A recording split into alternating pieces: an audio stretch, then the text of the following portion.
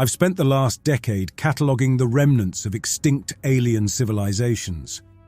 It's a grim job, but it pays well and keeps me away from the bureaucratic nonsense back home.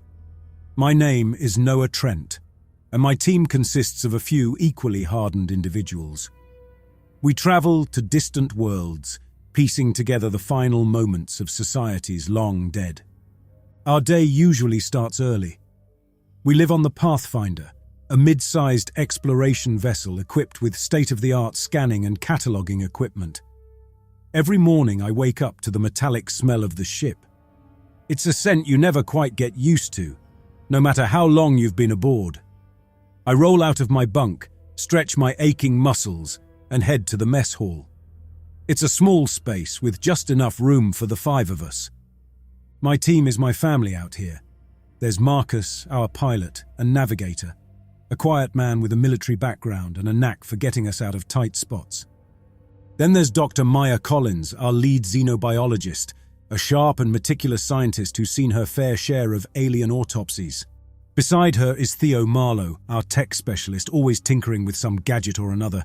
And finally, Cara Brooks, our linguist, a whiz at deciphering dead languages and alien scripts.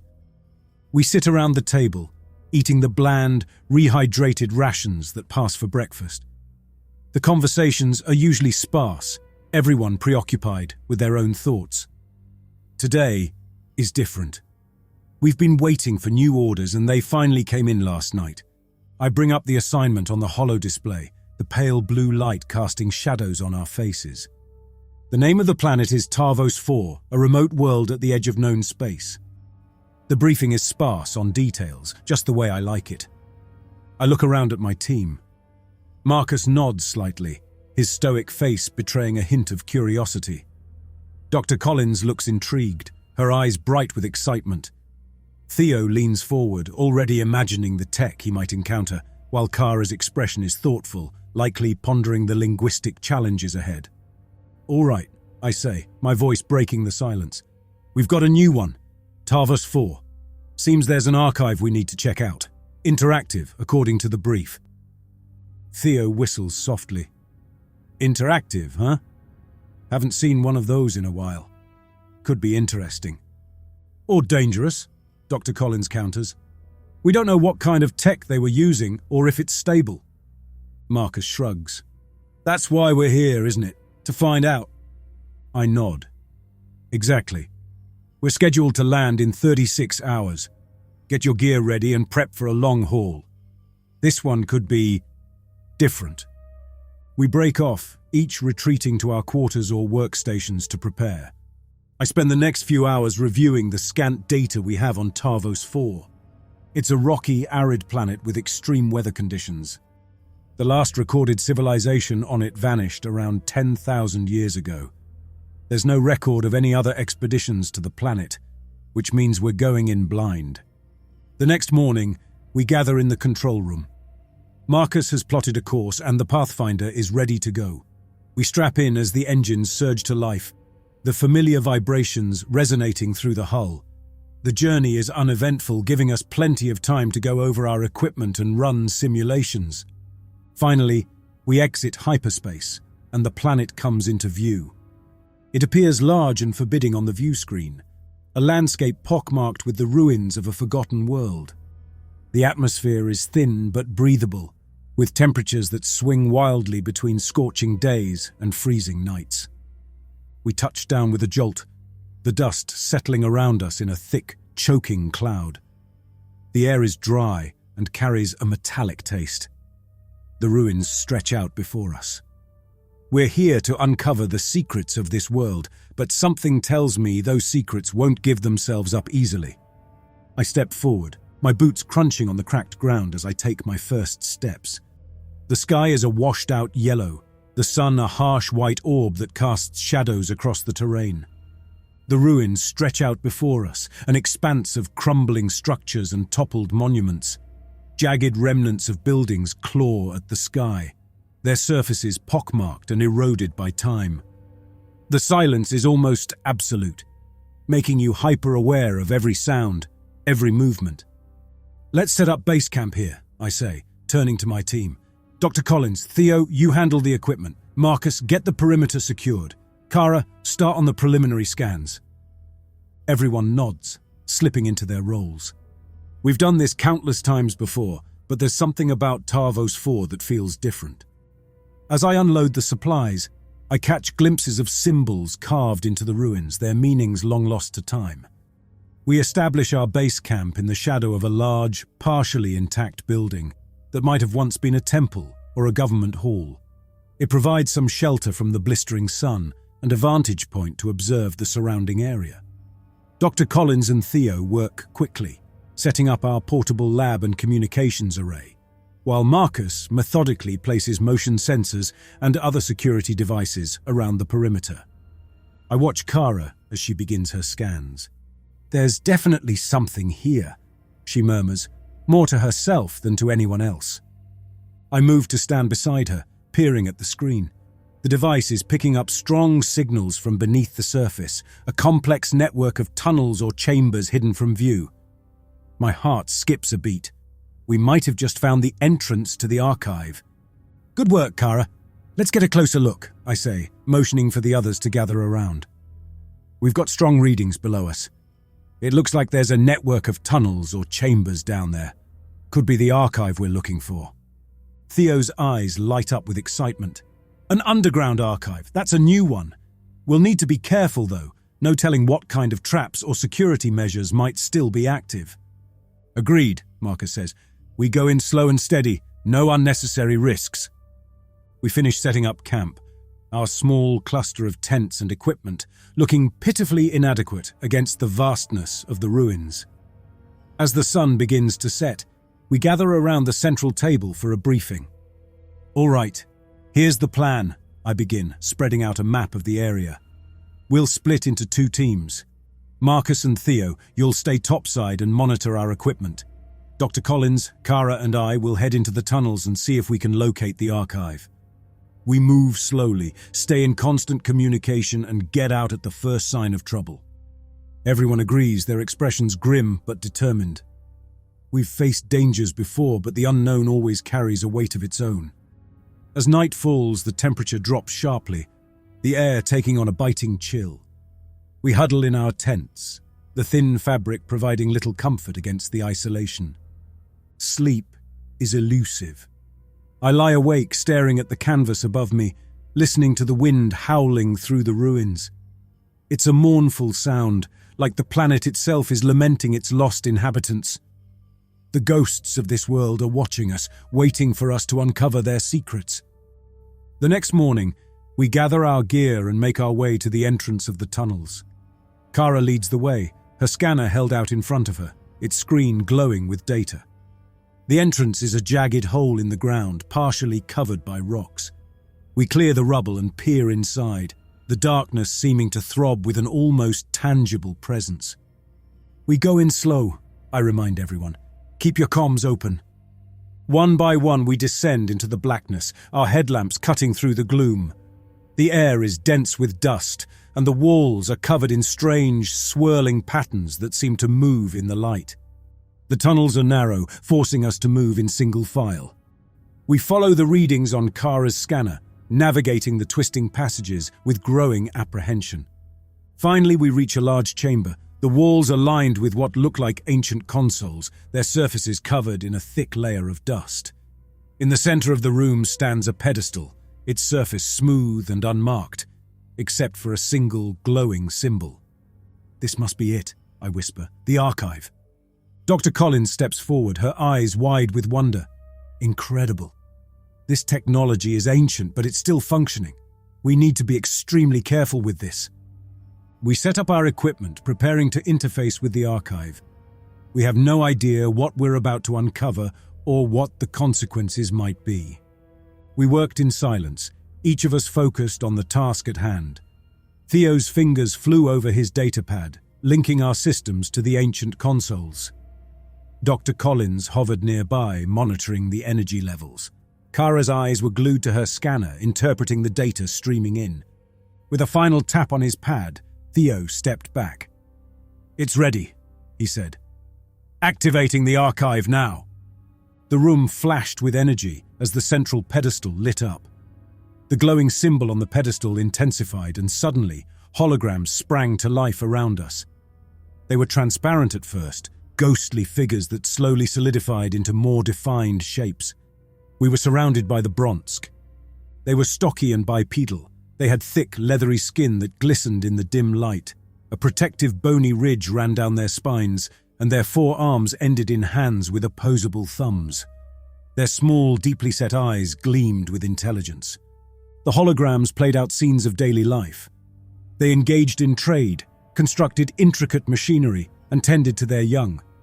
It was a civilization thriving in its unique way, but the scenes quickly shifted to darker times. We watched as the skies over their cities darkened, ash and toxic gases spewing from massive volcanic eruptions. The Bronsk scrambled to build air purification systems. The holograms showed their scientists working day and night. The purification systems were impressive, massive structures designed to filter the poisoned air, but it was clear they were fighting a losing battle. Their world ended in fire and ash, Kara murmured. They tried to save themselves, but it wasn't enough. The scenes grew more chaotic. Bronsk collapsed in the streets, choking on the toxic air. Their once vibrant cities became ghost towns, filled with the remnants of their failed efforts. The final holograms showed the last of the Bronsk huddled together, their eyes hollow and resigned to their fate. "We need to document all of this," Dr. Collins said, gesturing to the holograms. "This archive is a treasure trove of information." Theo agreed.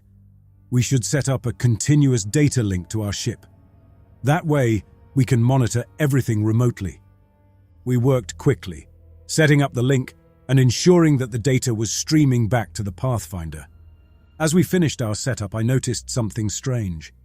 One of the holograms, a Bronsk elder, seemed to be staring directly at me. Its eyes followed my movements, and I could swear I saw recognition in its gaze. I shook my head, trying to dismiss it as a trick of the light, but the feeling of being watched persisted.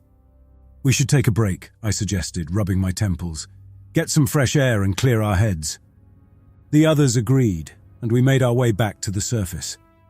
The transition from the darkness of the tunnels to the harsh light of day was jarring. I took a deep breath, savoring the clean air. As we regrouped at our base camp, Marcus greeted us with a wary look. "Everything okay down there?" I shrugged. "As okay as it can be, given the circumstances. The archive is intense." Marcus grunted in agreement. "I'll keep an eye on the sensors. You all need to rest. We've got a long mission ahead of us." I settled into my tent. My mind kept drifting back to the Bronsk Elder, its eyes boring into me. There was something more to this archive, something we had yet to uncover. The next morning, we descended into the tunnels again. The holograms resumed their silent playback, scenes of a civilization's last days unfolding before our eyes. Kara focused on a console. "There's a deeper level," she said, her voice colored with excitement and fear. "The main archive is below us. That's where the core data is stored." We moved deeper. The descent was slow, each step taking us further into the heart of the archive. As we reached the bottom, the sight that greeted us was both awe-inspiring and terrifying. The central chamber was massive, filled with towering columns of alien technology. Holograms floated between the columns, their movements erratic and unsettling. The floor was covered in a fine layer of dust, disturbed only by our footsteps. In the center of the hall stood a massive console, its surface glowing with symbols. This was the core of the archive, the heart of the Bronsk's final efforts to preserve their history. We set to work, linking our systems to the console and beginning the data transfer. As the data streamed in, the holograms around us grew more unpredictable, their movements disjointed. The Bronsk Elder's hologram appeared again, its eyes fixed on me. This time there was no mistaking it. It was aware of us. "We need to hurry," I urged, my voice tense. "Something's not right here." Theo worked furiously. "Just a little more time," he muttered. "We're almost there." As the data transfer neared completion, the holograms around us began to converge. their movements growing more aggressive. "Shut it down!" I yelled, fear gripping my chest. "Now!" Theo's hand slapped the emergency cutoff switch and the consoles went dark. Silence fell over the hall. We stood there, bathed in the afterglow of the archive's energy, our minds reeling from the sudden cessation of the chaos around us. The holograms had vanished, and for a brief moment, it seemed we had restored some semblance of normalcy. Then the world around us shifted. The chamber blurred, as if we were being pulled through a dense fog. I stumbled, trying to maintain my balance. The ground beneath our feet felt unstable, as though we were standing on the deck of a ship caught in a violent storm. "What's happening?" Kara's voice was sharp with panic, her eyes wide as she grasped my arm. Before I could respond, the fog lifted, and we found ourselves standing in a place both familiar and alien. The chamber was the same, yet different. The walls were intact, their surfaces unmarred by time. "Where are we?" Theo's voice trembled as he took in our surroundings. "We're still in the archive," Dr. Collins said. "But it's like we've been transported to a different version of it." As we looked around, the holograms reappeared, but they were no longer mere projections. They were solid, tangible beings. The Bronsk moved among us, their eyes filled with fear. The ground shook violently, and a deep rumble echoed through the chamber. "We're in their world," I whispered, the realization sinking in. "We're seeing their last moments." A Bronsk, an elder with deep-set eyes and a bony ridge more pronounced than the others, approached us. His leathery skin was mottled with ash, and his movements were slow and labored. He spoke, and to our astonishment we understood him. "Who are you?" he asked, his voice raspy and filled with sorrow. "We're explorers," I replied, struggling to find the right words. "We came to study your civilization. How is this possible?" The elder's eyes moved to the consoles. "The archive. It bridges worlds. It holds our memories, our essence. You have activated it, and now you are here, in our final days." The ground shook again, and a plume of ash and smoke billowed into the chamber from a distant fissure. The Bronsk around us coughed and wheezed, their eyes watering from the toxic air. "We need to know what happened to you, how we can help," Kara said, stepping forward. The elder shook his head slowly. "There is no help for us. Our world is dying. The volcanic eruptions have poisoned the air beyond repair. We tried to build purification systems, but it was too late." He gestured for us to follow, and we moved through the chamber. Bronsk engineers worked on large machines, their faces grim with the knowledge that their efforts were in vain. The air was filled with the sound of machinery, interspersed with the coughing and choking of the Bronsk people. As we followed the elder, I couldn't help but feel a deep sense of dread. The air was thick with ash, coating our throats and making every breath a struggle. We passed through corridors filled with the dead and dying. Bronsk huddled together in their final moments. "This is what became of us," the elder said, his voice heavy with sorrow. "We fought, we struggled, but in the end our world could not be saved." We entered a large chamber, the center of their purification efforts. Massive machines stood idle, their once mighty engines now silent. A group of Bronsk lay on the ground, their bodies twisted in the agony of their final breaths. Theo knelt beside one of the machines, his fingers brushing the cold metal. "They were so close," he murmured, "but it wasn't enough." The elder's eyes locked onto mine. "You must leave this place. The archive is not meant for the living. It will trap you." The ground shook again, more violently this time, and cracks spidered across the chamber floor. "We need to get back," I said, urgency lacing my words. The elder reached out, his hand gripping my arm with surprising strength. "You have seen our fate. Do not let it become yours." With a final shuddering breath, the elder collapsed, his body dissolving into a cloud of ash. The chamber around us began to fade, the world blurring once more as we were pulled back through the fog. When the haze cleared, we were back in the original chamber, the consoles dark and the air silent. We staggered, disoriented and gasping for breath. the acrid taste of ash still lingering in our mouths. "What the hell just happened?" Marcus's voice was sharp, his eyes wide with disbelief. "We were there," Kara said. "We saw them. We saw their end." Theo checked the data link. "We have everything. The entire history of the Bronsk, their final moments. It's all here." We made our way back to the surface. When we emerged into the harsh daylight, Marcus and Brooks were waiting for us.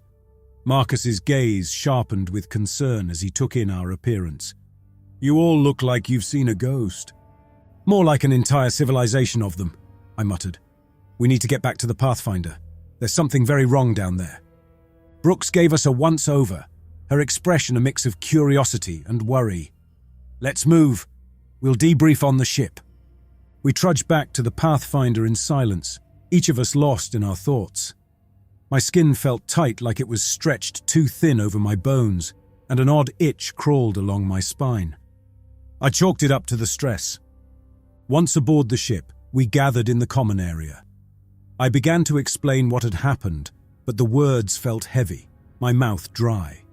Theo took over, describing the Bronsk's struggle and our bizarre transportation into their world.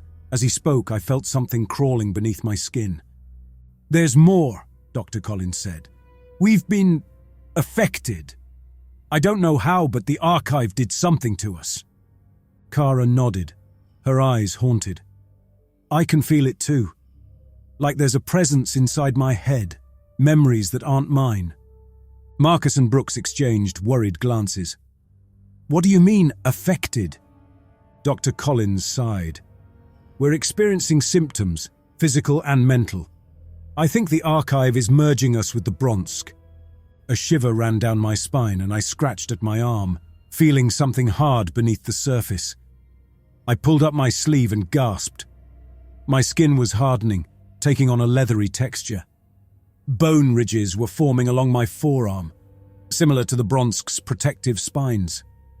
"We need to quarantine," Theo said, his voice shaking. We moved to a separate section of the ship, setting up barriers to keep Marcus and Brooks at a safe distance. As the hours passed, the changes became more pronounced. My eyes began to reflect light differently, a mirror-like quality that made everything seem sharper, more vivid. Theo's hands started to grow additional digits, and Kara's spine developed pronounced ridges. The psychological effects were just as unsettling. Memories of the Bronsk flooded my mind. Snippets of their language, their rituals, their final, desperate days. I could see their faces, hear their voices, feel their pain as they succumbed to the poisonous air. We pored over the information, searching for anything that could explain what was happening to us. The Bronsk had been desperate to preserve their legacy, to ensure their knowledge survived. It seemed they had succeeded too well. The archive was designed not just to store information, but to transfer the essence of their civilization into anyone who accessed it. "We need to destroy the archive," I said, my voice firm. "It's the only way to stop this." As we prepared to return to the archive, the physical changes continued to escalate. Kara's skin had taken on a dark, mottled hue, and Theo's face was beginning to reshape, his features becoming more Bronsk-like. I felt a burning urge to follow Bronsk rituals, to construct shelters and prepare food in their traditional ways. It was as if their culture was overwriting my own. The conflict within our group grew more intense. Theo, now barely recognizable, started to speak in the Bronsk language, insisting we follow their customs. Kara began to argue, her voice carrying a strange, melodic cadence that wasn't hers. "We are Bronsk," Theo declared, his eyes glinting with a fanatical light. "This is our world, our way of life. We must embrace it." "No," Kara countered, her voice strained. "We are human. We can't let this take over." I felt the pull of the Bronsk consciousness, but I fought against it, clinging to my own identity. We need to remember who we are. This isn't us. We have to stop the archive before it's too late. The journey back to the archive was tense. The merging of consciousnesses and physical transformations had left us teetering on the edge of sanity. Every step felt like a battle against an invisible force trying to pull us deeper into the Bronsk world. When we reached the chamber, the symbols glowed brighter, as if sensing our return. The console stood at the center, a silent sentinel holding the key to our salvation, or our doom. Kara and I prepared the explosives we had brought from the ship. My hands shook, the bone ridges scraping against each other as I wired the charges. "We're ready," Theo said, his voice now an eerie mix of human and Bronsk. "Let's finish this." I gave a curt nod and reached for the detonator. But just as I was about to press the button, the world around us shifted once more. The chamber blurred, the air thickened, and I felt as though I was being pulled through a viscous liquid. When the sensation stopped, we found ourselves in a completely different environment. The desolate, crumbling ruins were gone, replaced by a vibrant, bustling city. The architecture was grand, intricate spires and domes reaching towards a clear blue sky. The air was clean, filled with the hum of Bronsk activity. We stood in the middle of a wide street, surrounded by Bronsk going about their daily lives. They moved with purpose, their forearms adeptly handling tasks and interacting with complex machinery. The sights and sounds were overwhelming, a stark contrast to the silent tombs we had just left. Where are we?" Kara asked, her voice barely a whisper, eyes wide with shock. "We've been pulled into another reality," Dr. Collins said. "This is the Bronsk civilization at its peak." The Bronsk around us took no notice of our sudden appearance. They walked past us, speaking in their native tongue, their expressions focused on their tasks. "We need to find a way back," I said, trying to keep my voice steady. Theo, now almost fully transformed, his skin leathery and eyes reflective, pointed towards a large building at the center of the city. "That looks like a central hub. Maybe we can find answers there." We moved cautiously through the city.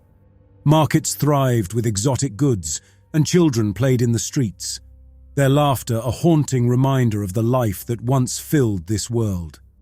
As we approached the central hub, a grand structure with sweeping arches and ornate carvings, I noticed my movements becoming more Bronsk-like. I felt an urge to bow my head slightly as we entered, a cultural gesture of respect that I couldn't resist. Inside, the natives worked at consoles, their forearms moving swiftly. Holographic displays floated in the air, showing complex data and schematics. We navigated through the throng, drawn to a central console that seemed to be the heart of the operation. "We need to access their data," Kara said, her voice strained. "Maybe we can find a way to reverse the merge and get back to our reality." Dr. Collins approached the console, her fingers brushing over the controls with an ease that surprised even her. "It's like I already know how to use this," she muttered, her eyes scanning the holographic readouts. As she worked, I felt a creeping sense of dread. The merging was becoming more intense, our human identities slipping away. Theo stood nearby, his posture rigid, eyes darting nervously between us and the Bronsk around us. "I can't hold on much longer," he said, his voice now fully Bronsk. "We need to hurry." Dr. Collins's eyes widened as she accessed the core data. "I found something. It's a protocol for dimensional shifts, but it's complicated. It requires precise synchronization." The natives in the hub began to take notice of us, their eyes narrowing with suspicion. I could feel their collective consciousness pressing against mine, probing, questioning. "We're being watched," Kara said, her voice shaking. "They know we're not one of them." "Almost there," Dr. Collins said, her voice tense. "Just a few more adjustments." A group of Bronsk approached us, their expressions hostile. "What are you doing?" one of them demanded, his voice sharp and accusatory. "We don't have time for this," I muttered, stepping forward to block their path. "Dr. Collins! Hurry!" The Bronsk's eyes moved to the console, their suspicions growing. "You do not belong here," the leader hissed, reaching for a weapon. At that moment, Dr. Collins completed the sequence. The console's hum intensified and a bright light enveloped us. I felt the world shift again, the pull of the dimensional transfer wrenching us away from the Bronsk reality. When the light faded, we were back in the chamber. My hands, now covered in leathery skin, grasped the detonator again. "We need to get to the surface and detonate this thing," I said. We moved quickly, our altered bodies making the climb more arduous. Theo's additional appendages proved useful, but the constant merging thoughts made concentration difficult. Kara stumbled, the bone ridges along her spine protruding unnaturally, but she pushed forward. As we reached the surface, the stark contrast between the ruinous reality and the vibrant civilization we had just witnessed hit me hard. The air was thin and cold, biting at my transformed skin. Marcus and Brooks were waiting, their faces twisted in a mix of confusion and horror as they took in our altered appearances. What happened to you?" Marcus demanded, his eyes wide with shock. "No time to explain," I snapped. "We need to destroy the archive. It's the only way to stop this." Without waiting for a response, I pressed the detonator. The ground beneath us shook violently, a deep rumble echoing through the landscape. Dust flew into the air as the archive collapsed in on itself, the ancient structure crumbling into a pile of rubble. "Let's get back to the ship," Dr. Collins said. "We need to analyze the data and find a way to reverse this." Over the next few days, we monitored our transformations closely. The data we had retrieved from the archive held the key. Each day the changes became less pronounced. The leathery texture of my skin began to soften, the reflective quality in my eyes fading. The bone ridges along Kara's spine receded, her posture returning to normal. Theo's additional appendages shrank and eventually disappeared. The psychological effects were more challenging to overcome. The memories of the Bronsk still haunted my dreams, their voices a lingering whisper in the back of my mind. But as the days passed, those voices grew quieter, the Bronsk presence diminishing until it was barely a murmur. "We're getting there," Dr. Collins said one evening, her eyes tired but hopeful. "The data indicates that the merging process should fully reverse in a few more days." Marcus and Brooks, who had kept their distance during our quarantine, began to interact with us more freely. Their presence was a grounding force, a reminder of our humanity. On the 7th day, I woke up and looked at my hands. The skin was smooth, the bone ridges completely gone. I took a deep breath, the air filling my lungs without the sharp pain that had accompanied the transformation. We had survived the horrors of the Bronsk archive, but the experience had left its mark on each of us. As we set a course for home, I could see the toll our journey had taken on my team. Each of us carried the weight differently, our lives forever altered by the encounter with the Bronsk.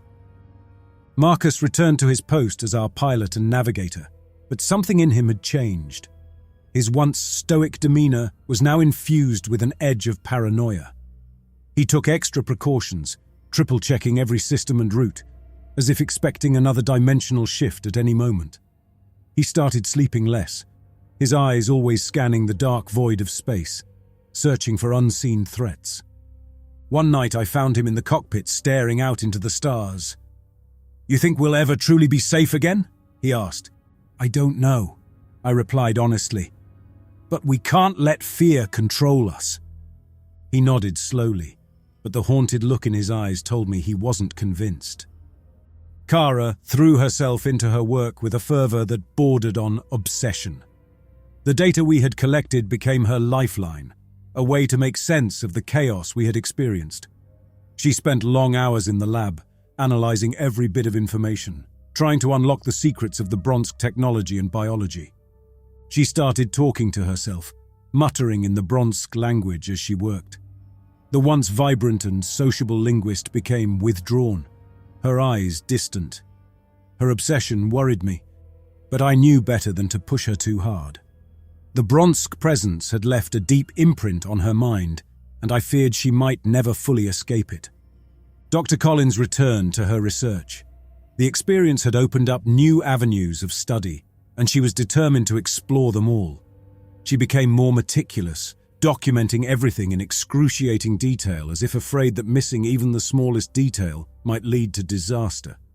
She started wearing gloves all the time, a precautionary measure, she said, to avoid contamination. But I knew it was more than that. She was haunted by the physical transformations we had undergone. Her hands had returned to normal, but she couldn't shake the sensation of something lurking beneath her skin. "Do you ever feel like it's still there?"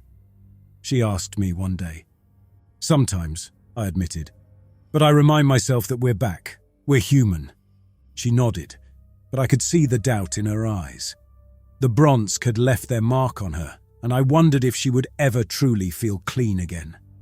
Theo's transformation had been the most extreme, and his recovery was the slowest. The additional appendages had receded, but he still bore the scars of the experience. His once nimble fingers were now thick and clumsy. He became quieter, more introspective. The tech specialist who had once delighted in tinkering with gadgets now seemed wary of the very tools he had once mastered. He spent hours alone, lost in thought, as if trying to piece together his shattered sense of self. As for me, I carried the burden of leadership, the responsibility of having led my team into the unknown and brought them back. The memories of the Bronsk haunted me, their final moments a constant replay in my mind. I felt their fear, their desperation, and their hopelessness, as if it were my own. I took long walks through the ship's corridors, trying to find solace in the routine hum of the machinery. One night, as I stared out into the infinite blackness of space, Marcus joined me. "Do you think we'll ever be normal again?" he asked. "I don't know," I replied honestly. We continued our journey, each of us carrying the scars of our experience. The Bronsk archive was gone, but its memory lingered.